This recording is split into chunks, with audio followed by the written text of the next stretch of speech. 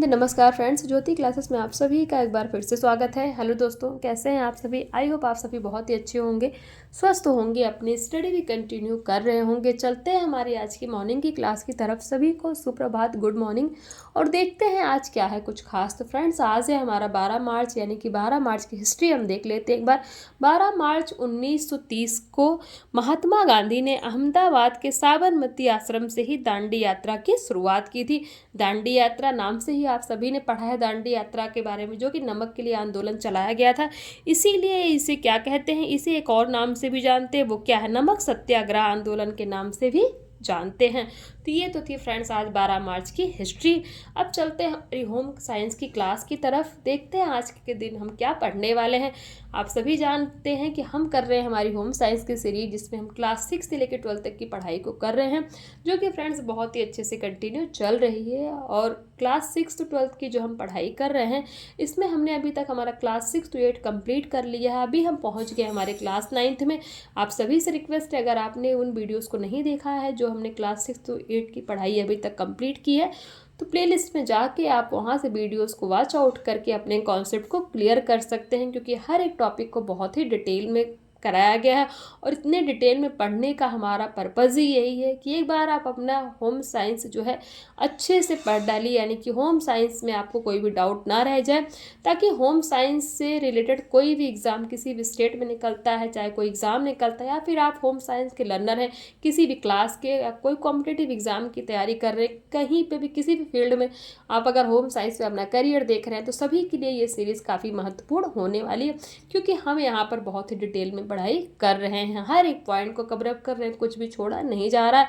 तो चैनल के साथ नए आए हैं तो चैनल को सब्सक्राइब कर लीजिए, इसी तरह से पढ़ाई आगे कंटिन्यू करने के लिए।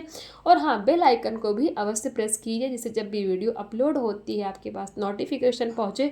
और इन वीडियोज़ को ज़्यादा से ज़्यादा अपने दोस्तों के साथ भी शेयर कीजिए, क्योंकि जितने भी हमारे होम साइंस के लर्नर्स हैं उनको इस वीडियो से काफ़ी हेल्प मिलेगी, उनका भी काफ़ी अच्छे से इस वीडियो की, यानी कि जो हम सीरीज़ कर रहे हैं, इसके माध्यम से उनको भी काफ़ी सहायता मिलेगी। तो चलिए चलते हैं हमारी आज की क्लास की तरफ।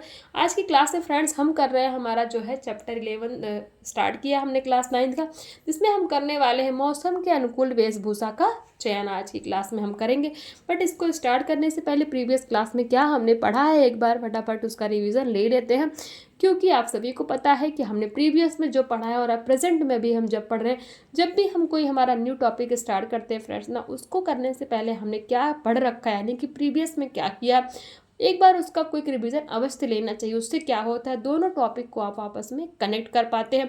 यही हमारा मुख्य उद्देश्य है रिवीजन का। भले ही 1-2 मिनट जाता है, कोई फ़र्क नहीं, बट आपको पता तो लग जाता है ना कि आखिर चल क्या रहा है। तो यही हमारा उद्देश्य है। तो चलिए फटाफट एक बार क्विक रिवीजन ले लेते हैं, और आप सभी बताइए कमेंट करके हमारी ये स्ट्रेटजी आपको कैसी लगती है। फ्रेंड्स, प्रीवियस क्लास में हमने हमारा चैप्टर 11 स्टार्ट किया था, जो था व्यक्तिगत सज्जा उचित वेशभूषा, जो हम पढ़ रहे हैं। और उसमें हमने व्यक्तिगत सज्जा का अर्थ देखा था। व्यक्तिगत सज्जा में उचित वेशभूषा का स्थान, वस्त्रों के प्रमुख उद्देश्य के बारे में जाने थे कि वस्त्रों के क्या प्रमुख उद्देश्य है, उनमें कुछ पॉइंट्स देखे थे। फिर हमने वस्त्रों के चयन को प्रभावित करने वाले कारक देखे थे, और उसमें हमने क्या देखे थे, वस्त्रों की सुंदरता देखी थी, वस्त्रों के गुण देखे थे, साथ ही साथ हमने वस्त्रों का मूल्य देखा था। और उसके साथ ही साथ फ्रेंड्स हमने और भी कई अन्य कारक जो है पढ़े थे। और फिर हमने साथ में कुछ ये चेक पॉइंट्स भी किए थे। आई होप आपने इन क्वेश्चन को सॉल्व किया होगा। फिर हमने एक पॉइंट और देखा था, क्या व्यक्तिगत वेशभूषा संबंधित नियम भी जाने थे, यानी कि जो हमारा व्यक्तिगत वेशभूषा उससे संबंधित नियम क्या कहता है, उसके बारे में भी हमने पढ़ा था। तो ये थी फ्रेंड्स हमारी प्रीवियस क्लास। आई होप आपका एक बार रिविजन हो गया होगा। चलते हैं हमारे आज के टॉपिक की तरफ। देखते हैं मौसम के अनुकूल वेशभूषा का चयन। वस्त्रों एवं वेशभूषा पर मौसम का प्रत्यक्ष रूप से प्रभाव पड़ता है। वेशभूषा के चयन में मौसम से संबंधित कारकों को अनदेखा करने से कई बार असुविधा एवं परेशानियों का सामना करना पड़ता है। अतः व्यक्तिगत वेशभूषा के निर्धारण में मौसम संबंधित निम्नलिखित तथ्यों को अवश्य ध्यान में रखना चाहिए। कौन कौन से वो पॉइंट्स हैं देख लेते हैं। नंबर 1, गर्मी के मौसम में, ग्रीष्म अथवा गर्मी के मौसम में वेशभूषा का चयन करते समय वस्त्रों में ताप की संवाहकता का ध्यान रखना आवश्यक होता है। इस मौसम में ऐसे वस्त्रों को धारण करना चाहिए जो शरीर का ताप वस्त्रों के माध्यम से बाहर निकाले एवं शरीर को गर्मी का अनुभव ना होने दे। गर्मी के मौसम में सूती, लिनन तथा रेयान के वस्त्र धारण करना अधिक उचित होता है। गर्मी के मौसम में अधिक पसीना निकलता है। अगर पहने हुए वस्त्र द्वारा पसीना का अवशोषण नहीं किया जाता तो शरीर में चिपचिपाहट होने लगती है। अतः इस मौसम में धारण किए अवशोषण का मतलब सूखना। अतः इस मौसम में धारण किए जाने वाले वस्त्रों की अवशोषणता क्षमता पर अवश्य ध्यान दिया जाना चाहिए। गर्मी के मौसम में सामान्यतः हल्के रंगों वाले वस्त्र ही धारण किए जाते हैं। हल्का नीला, हरा, फिरोजी तथा बैंगनी इत्यादि शीतल रंग माने जाते हैं। पॉइंट 2 देखते हैं, शीत अथवा सर्दी के मौसम यानी कि तो हमने गर्मी के मौसम में किस तरह का वस्त्र धारण किया जाना चाहिए उसके बारे में देखा। अब हम देखें हमारे विंटर जो सीजन होता है यानी कि शीत अथवा सर्दी के मौसम में किस तरह का वस्त्र आपको धारण करना उसके बारे में हम देख लेते हैं। ठंडे मौसम में ताप के कुचालक वस्त्रों का प्रयोग किया जाना चाहिए। ताप के कुचालक वस्त्र शरीर के तापमान को शरीर से बाहर नहीं जाने देते एवं बाहर ही तापमान को अंदर नहीं आने देते हैं। इस स्थिति में शरीर का तापमान सामान्य बना रहता है तथा सर्दी का अनुभव नहीं होता। इस प्रकार से ताप के कुचालक वस्त्र हमारे शरीर को ठंड से बचाने का काम करते हैं। इस मौसम में सामान्यतः लाल, पीले एवं नारंगी इत्यादि गर्म श्रेणी के रंगों वाले ऊनी एवं कृत्रिम तंतुओं से निर्मित वस्त्र धारण किए जाने चाहिए। इस मौसम में सिर को ढकने के लिए स्कार्फ, टोपी अथवा कोई अन्य वस्त्र धारण करना चाहिए।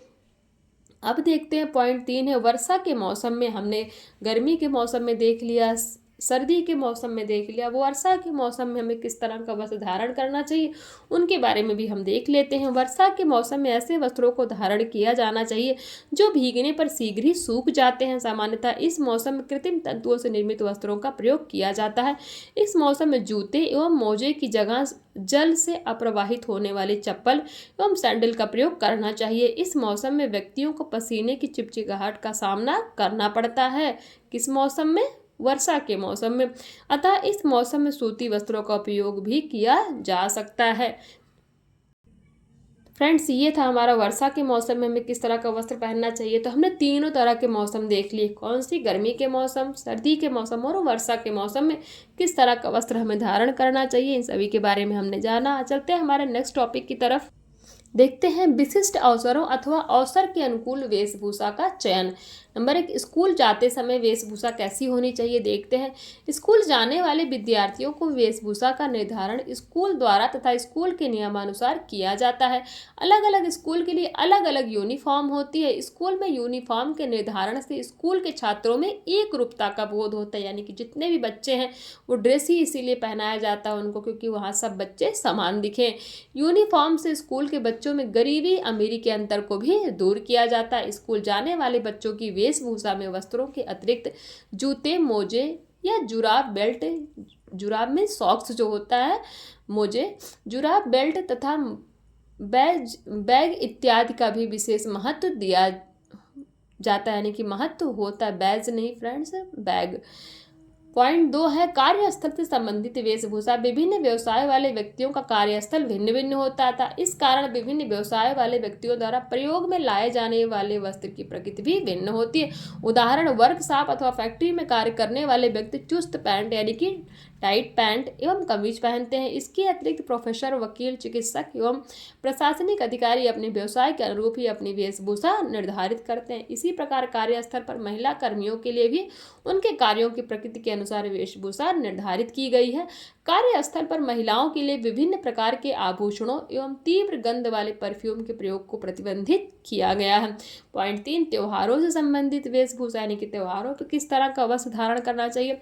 30 त्योहार हर्ष, उल्लास एवं उमंग के अवसर होते हैं अतः इन अवसरों पर रंगीन एवं भड़कीले वस्त्र धारण किए जा सकते हैं। इस अवसर पर महिलाओं द्वारा लहंगा, चुनरी, घाघरा एवं सरारा इत्यादि वस्त्रों का प्रयोग किया जा सकता है। कुछ विशेष त्योहारों के अवसर पर पारंपरिक वस्त्र भी धारण किए जाते। पॉइंट 4 देखते हैं, रात्रि भोज के अवसर पर वह वेशभूषा, यानी कि जो रात्रि भोज होता है ना, रात्रि भोज के अवसर पर वेशभूषा, सामान्य डिनर पार्टी अथवा रात्रि भोज के अवसर पर विशिष्ट प्रकार की आकर्षक वेशभूषा धारण की जा सकती है। ऐसे अवसरों पर चमकीले भड़कीले जरी गोटे वाले साटन एवं वेलवेट के वस्त्र भी धारण किए जा सकते हैं। इस अवसर पर इच्छानुसार श्रृंगार भी किया जा सकता है। साथ ही भारी एवं आकर्षक आभूषण, तेज परफ्यूम, बालों में गजरा इत्यादि का प्रयोग किया जा सकता है।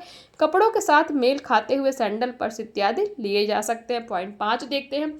यात्रा के अवसर पर वेशभूषा, यानी कि जब आप यात्रा कर रहे हो तो आपका कैसी आपकी वेशभूषा होना चाहिए उसके बारे में भी देख लेते हैं। यात्रा के अवसर पर वेशभूषा सामान्य होनी चाहिए। ऐसे वस्त्र धारण किए जाने चाहिए जिससे कि रेल अथवा बस में उठने बैठने या लेटने में सुविधा हो। सामान्यतः वस्त्र ऐसे होने चाहिए जिनमें जल्दी सिकुड़न ना हो। इस प्रयोजन के लिए कृत्रिम तंतुओं से निर्मित वस्त्र का प्रयोग उचित माना जाता है। यात्रा के समय किसी विशेष प्रकार का श्रृंगार आवश्यक नहीं है। अब नेक्स्ट पॉइंट देखते हैं। खेल के अवसर पर आपकी वेशभूषा कैसी होनी चाहिए। जब आप खेल रहे हो तो खेल के अवसर पर सुविधाजनक वेशभूषा का चयन किया जाना चाहिए, क्योंकि खेल में विभिन्न प्रकार की शारीरिक क्रियाएं होती हैं तथा पैरों एवं हाथों का मोड़ना पड़ता है। खेल की यूनिफॉर्म ऐसी होनी चाहिए जिसमें अवशोषकता एवं सरलता से धोए जाने का गुण हो। पॉइंट 7, शोक के अवसर पर वेशभूषा। शोक के अवसर पर चारों ओर संवेदना एवं सहानुभूति का वातावरण होता है। ऐसे अवसरों पर तड़क भड़क रहित वेशभूषा धारण की जानी चाहिए, यानी कि जिसमें तड़क भड़क ना हो, बहुत ही सिंपल कपड़ा हो, है तो इस तरह की वेशभूषा धारण की जानी चाहिए। सामान्यतः ऐसे अवसरों पर हल्के अथवा सफ़ेद रंग की वेशभूषा धारण की जाती है। परंपरागत रूप से समाज में शोक व्यक्त करने के लिए काले रंग के वस्त्र धारण किए जाते हैं अथवा काले वस्त्र की पट्टी बाहों पर बांधी जाती है। अतः यह कहा जा सकता है कि शोक के अवसर पर धारण की जाने वाली वेशभूषा में किसी प्रकार का आकर्षण अथवा दिखावा नहीं होना चाहिए। तो ये तो हमने देख लिया किसके बारे में, विशिष्ट अवसरों अथवा अवसर के अनुकूल वेशभूषा का चयन आपका किस तरह से होना चाहिए उसके बारे में हमने देखा। आई होप ये आपको क्लियर हुआ होगा। नेक्स्ट देख लेते हैं और लास्ट हमारा वस्त्र की धुलाई तथा इसकी देखभाल कैसे करनी चाहिए। इसमें है पॉइंट 1 क्या कहता है, वस्त्र ऐसा होना चाहिए जिसे सामान्य विधि से धोया जा सके। पॉइंट 2, वस्त्र से दाग धब्बे सामान्य विधि से छुड़ाए जा सके जिससे कपड़ों की गुणवत्ता पर कोई असर ना पड़े। पॉइंट 3, शोधक पदार्थों का हानिकारक प्रभाव नहीं पड़ता हो। पॉइंट 4, रंग व छपाई पक्की हो। पॉइंट 5 है, वस्त्र पर प्रेस की आवश्यकता ना हो या आसानी से प्रेस किए जा सके।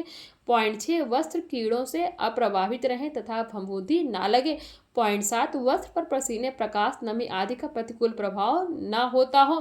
पॉइंट 8 है, वस्त्र की मरम्मत आसानी से की जा सके। पॉइंट 9 कहता है, वस्त्र मजबूत हो तथा उसका डिजाइन ऐसा हो जिसकी देखभाल आसानी से की जा सके।